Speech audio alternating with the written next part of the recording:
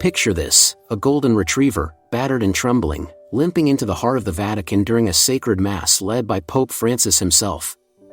Sounds like something out of a movie, right? But this is a true story, one that unfolded in the Grand St. Peter's Square, where thousands gathered under a soft morning sun, never expecting a four-legged visitor to steal the show.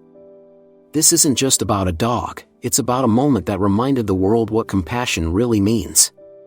So, grab a tissue, settle in, and let's step into a scene that feels like a whisper from the heavens.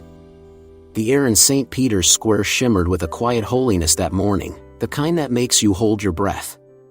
The sun, barely cresting over the Vatican's ancient spires, cast golden rays that danced on the cobblestones, warming the faces of thousands gathered to hear Pope Francis.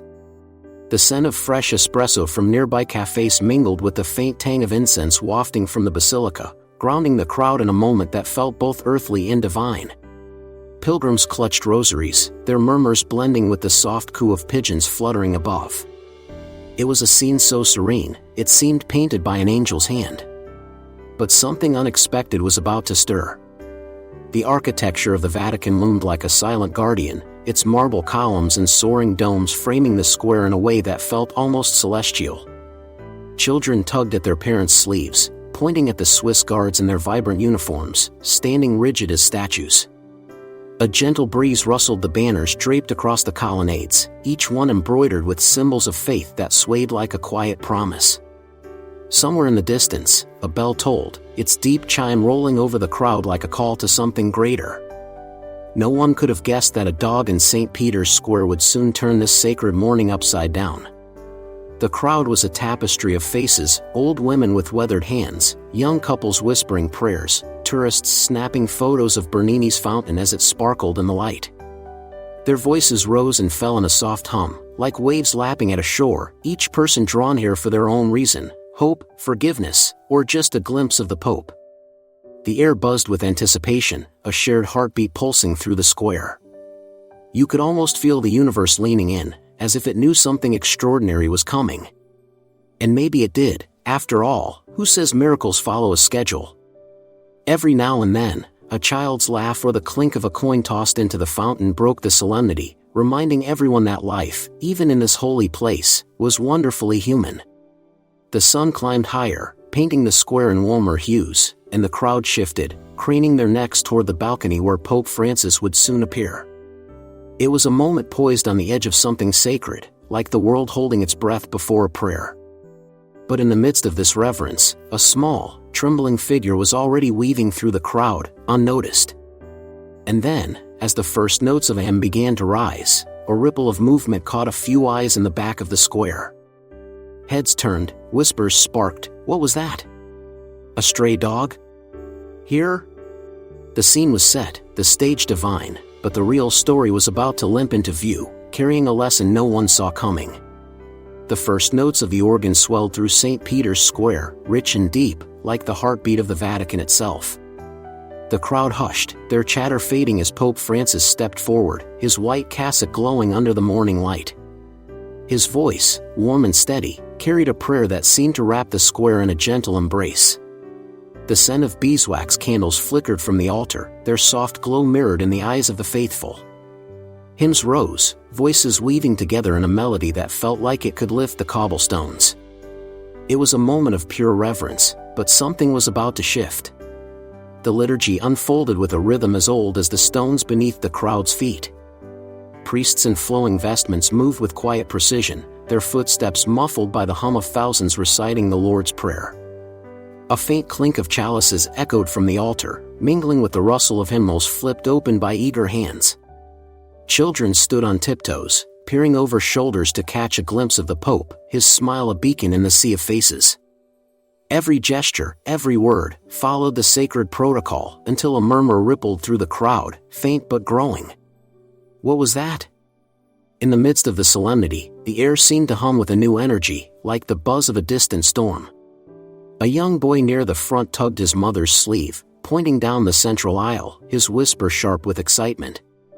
The Swiss guards, usually as still as the statues flanking the basilica, shifted slightly, their halberds glinting as they exchanged glances.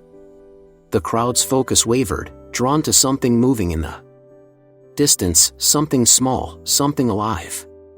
It was as if the universe had slipped a wild card into this holy deck, and no one knew the rules.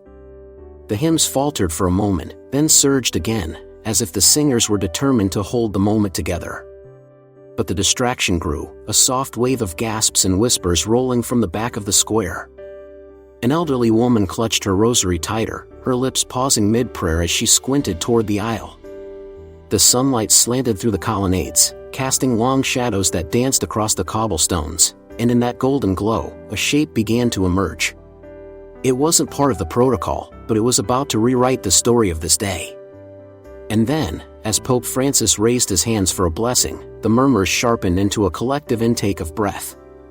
Something, or someone, had entered the heart of the celebration, limping slowly but determinedly toward the altar. The sacred rhythm of the Mass was still there, but now it pulsed alongside a new beat, one that felt like a miracle with a dog waiting to unfold. The murmurs in St. Peter's Square sharpened into a collective hush as a trembling figure emerged from the crowd's edge. It was a golden retriever rescued, its once golden fur matted with dirt, limping down the central aisle like a pilgrim seeking salvation. Each step was a quiet thud on the cobblestones, a sound that seemed to echo louder than the fading hymns. The air carried a faint, earthy whiff of wet fur, tinged with something sharper, blood, maybe, or pain. Its eyes, wide and glassy, held a plea that cut through the solemnity. This injured dog in the Vatican wasn't just lost, it was on a mission. No one knew where it came from. Had it slipped through the Vatican's gates? Wandered from a nearby alley? The dog's ribs pressed against its sides, a map of hunger and hardship, yet it moved with a stubborn grace, as if drawn by an invisible thread. A woman in a blue shawl gasped, her hand flying to her mouth, while a teenager nearby fumbled for his phone, already sensing a story unfolding. The Swiss guards stiffened, unsure whether to act or stand still, their polished boots creaking faintly. This wasn't in the script, but the dog in St. Peter's Square was rewriting it with every shaky step. The crowd parted like a sea, creating a path that led straight to the altar, where Pope Francis stood, his hands still raised in blessing. The dog's paws scraped softly against the stone, a sound that mingled with the distant rustle of prayer cards clutched in nervous hands. Its breath came in shallow rasps, each one a tiny battle to keep going. A child whispered, "Is it okay?" and the question hung in the air, unanswered. The golden retriever's presence felt like a signal from the universe, a reminder that sometimes the smallest souls carry the biggest messages. As it neared the altar, the dog's strength faltered. Its legs wobbled, and with a soft whimper, it collapsed, its body curling into a dusty heap just steps from the sacred platform. The silence that followed was deafening, broken only by the faint drip of wax from a nearby candle. A man in the crowd choked back a sob, and a nun's beads clicked as she gripped them tighter. The dog at the altar lay still, its chest rising and falling faintly, as if waiting for someone to answer its unspoken prayer. And then, all eyes turned to the Pope. The Mass had paused, the hymns had stopped, and the weight of the moment settled over the square like a held breath. This wasn't just a stray dog anymore, it was a mirror reflecting something raw and human in everyone watching. What would happen next? The answer was already stirring, carried on the quiet footsteps of a man in white. The silence in St. Peter's Square was so thick you could feel it, like a blanket draped over the thousands watching the injured dog in the Vatican collapse near the altar. A faint sob broke through, sharp and raw, from a woman clutching a scarf to her chest, her tears catching the sunlight like tiny prisms. The air held a new weight, charged with the dusty scent of cobblestones warmed by the crowd's warmth. Eyes darted from the golden retrievers still formed to Pope Francis, who stood frozen, his hands hovering mid-blessing. The dog at the altar had turned the Mass into something else, a shared heartbeat of worry and wonder. The Swiss guards hesitated, their polished armor clinking softly as they glanced at each other, unsure whether to approach the dog or hold their ground.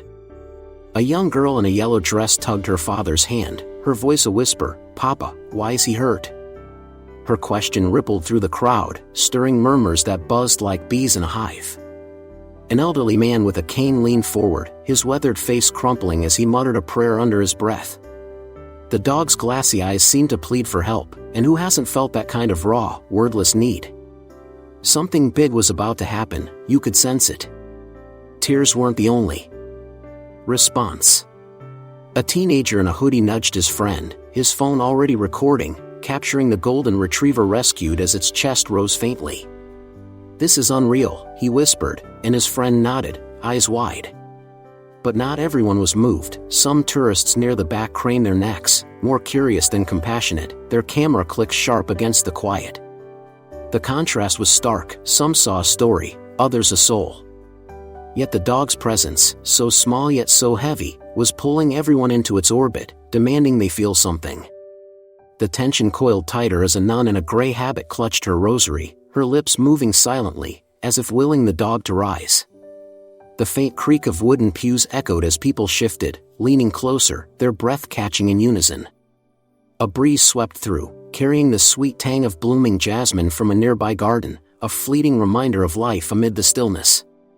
The crowd was a mosaic of reactions, grief, awe, confusion, but all eyes stayed locked on the altar, waiting for a sign. And that sign, it seemed, was already walking toward the dog. Then, a soft gasp swept through the square. Pope Francis moved, his white cassock swaying as he stepped down from the altar. The people's emotions, held so tightly, began to unravel, like a knot loosening under gentle hands. The compassion of the Pope was about to turn this moment into something no one would ever forget. The air in St. Peter's Square seemed to pause as Pope Francis stepped down from the altar, his white cassock swaying like a quiet wave.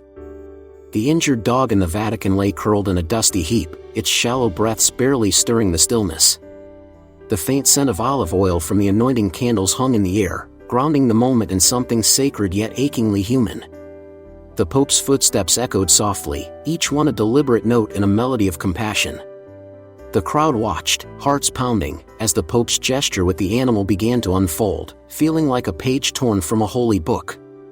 He knelt beside the golden retriever rescued, his knees pressing into the cool cobblestones, undeterred by the dust smudging his robe.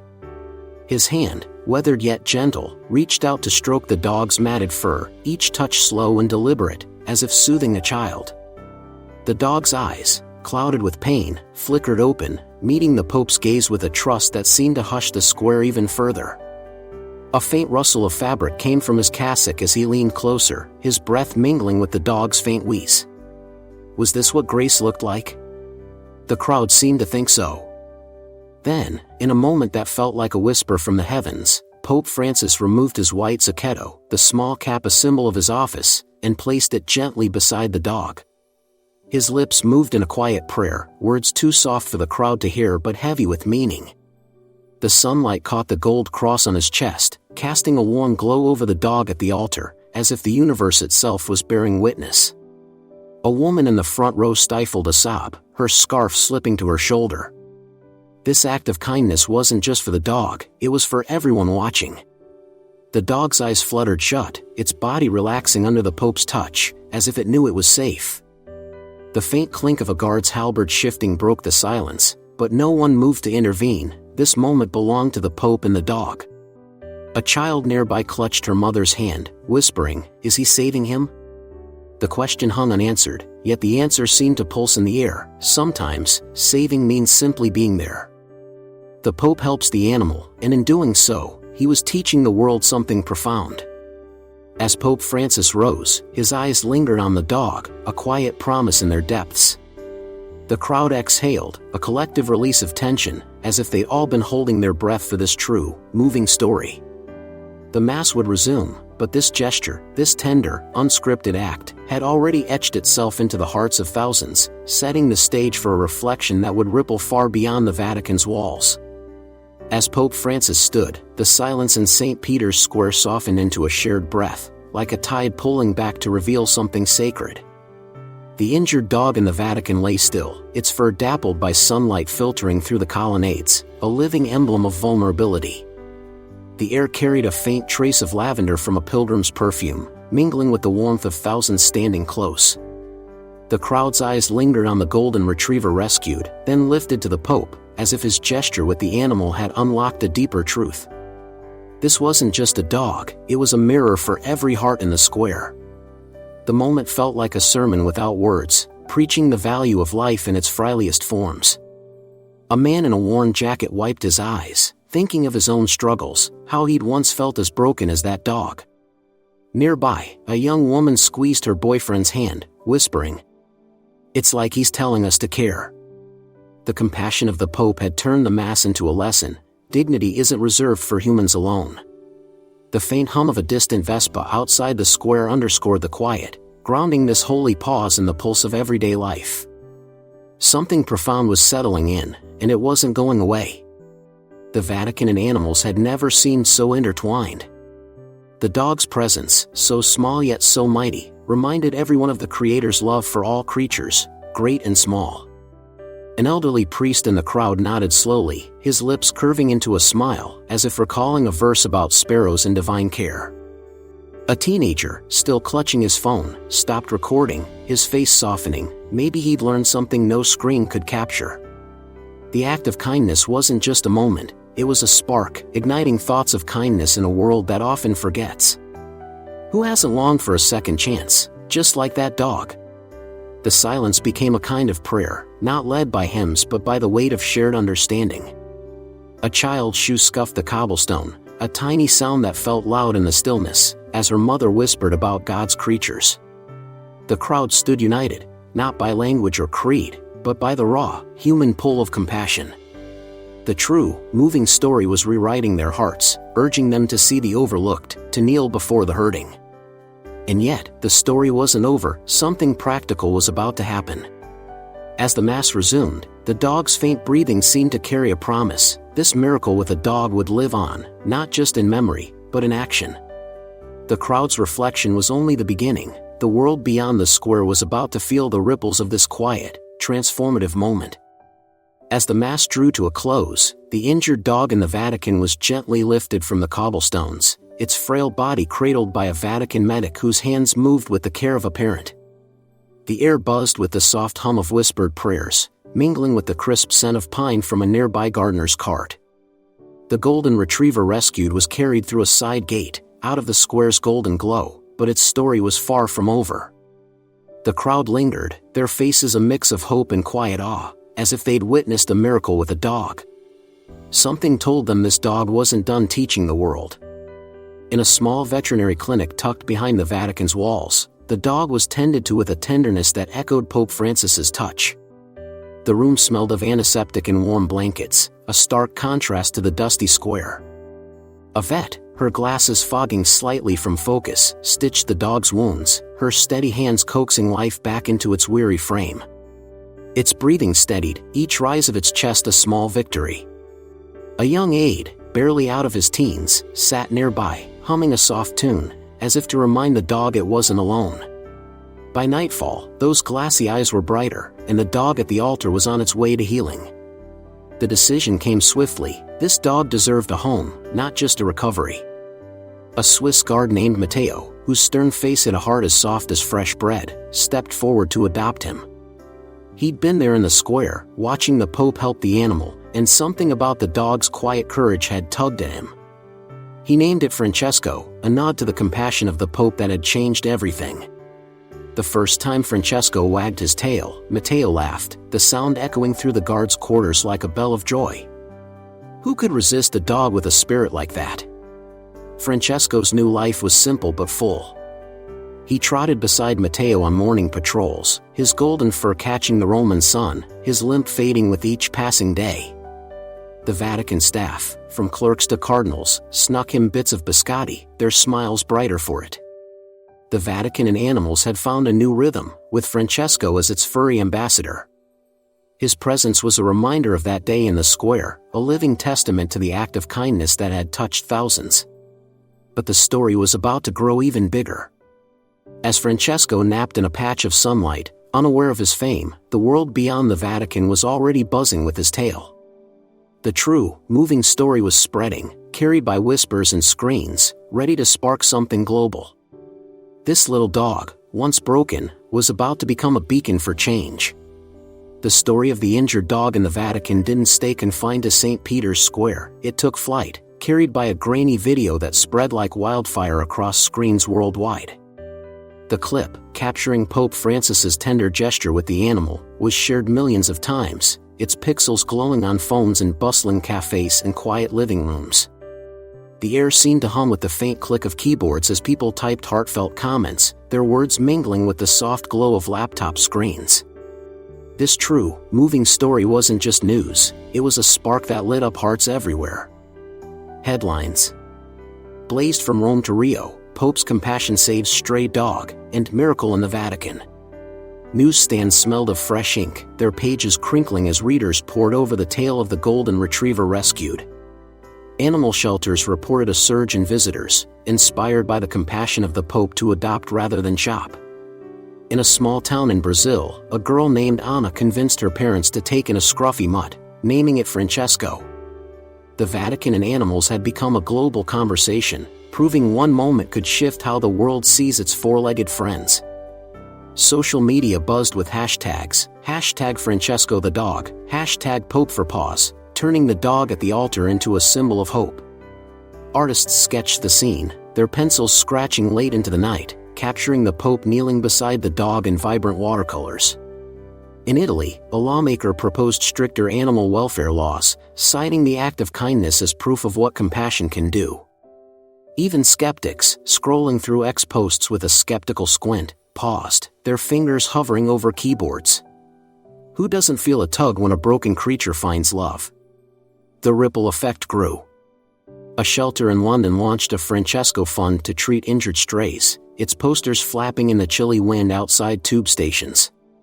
In Japan, a temple held a blessing for pets, incense curling skyward as owners prayed for their companions. The Pope helps the animal moment wasn't just a story, it was a movement, urging people to look at the overlooked, to act with kindness. The dog's glassy-eyed plea, once confined to the square, now echoed in classrooms, churches, and city halls, a reminder of shared humanity. And Francesco? He was oblivious to his fame, happily chewing a treat in Matteo's quarters, his tail thumping against the floor. But his story, born from the miracle with a dog, was reshaping the world, one heart at a time. The stage was set for a final reflection, one that would tie this extraordinary tale together with a bow of hope. The story of Francesco, the injured dog in the Vatican, settled into the world's heart like a soft melody, its notes lingering long after the video stopped playing. In St. Peter's Square, the cobblestones still gleamed under the Roman sun, but now they carried the memory of a golden retriever rescued who'd changed everything. The air held the faint sweetness of ripe figs from a nearby market, a reminder that life, even in its holiest moments, is beautifully ordinary. The true, moving story wasn't just about a dog, it was about how one act of kindness can ripple outward, touching souls across oceans. And isn't that what hope does? Pope Francis's gesture with the animal was a quiet revolution, a reminder that compassion doesn't need a spotlight to shine. The compassion of the Pope showed the world that kneeling before a hurting creature is as sacred as any prayer. Francesco, now trotting happily beside Matteo, his fur glowing like a sunrise, became a living lesson. Sometimes, the smallest beings teach us the biggest truths. The Vatican and animals had found a new harmony, proving that love for all creatures is a universal language. Who hasn't felt their heart crack open by a dog's trusting gaze? This miracle with a dog wasn't about miracles in the flashy sense, no parting seas or burning bushes. It was about the miracle of showing up, of choosing kindness when no one expects it. The Pope helps the animal, and in doing so, he invited everyone to do the same. From the Brazilian girl who adopted her own Francesco to the London shelter saving strays, the world responded, proving that one moment can spark 1,000 acts of good. The faint jingle of Francesco's collar as he napped in the Vatican's shade seemed to echo that truth: compassion is contagious. As the story spread, it became a call to action. People shared their own tales of animals who'd changed their lives, their voices rising like a chorus across social media. The dog at the altar had done more than interrupt a mass, it had reminded humanity to pause, to care, to connect. The world, so often divided, found common ground in a dog's quiet courage and a Pope's gentle touch. It was as if the universe had whispered, "See? This is how you heal." And maybe, just maybe, we were all listening. So, when the compassion of the Pope knelt before a broken dog, the world stood taller in hope. Francesco's story reminds us that the greatest teachers sometimes have 4 paws and a wagging tail. And you, have you ever had an animal that changed your life? Drop it in the comments below, because stories like these are meant to be shared. Let's keep the spark of kindness burning, one heart, one paw, at a time.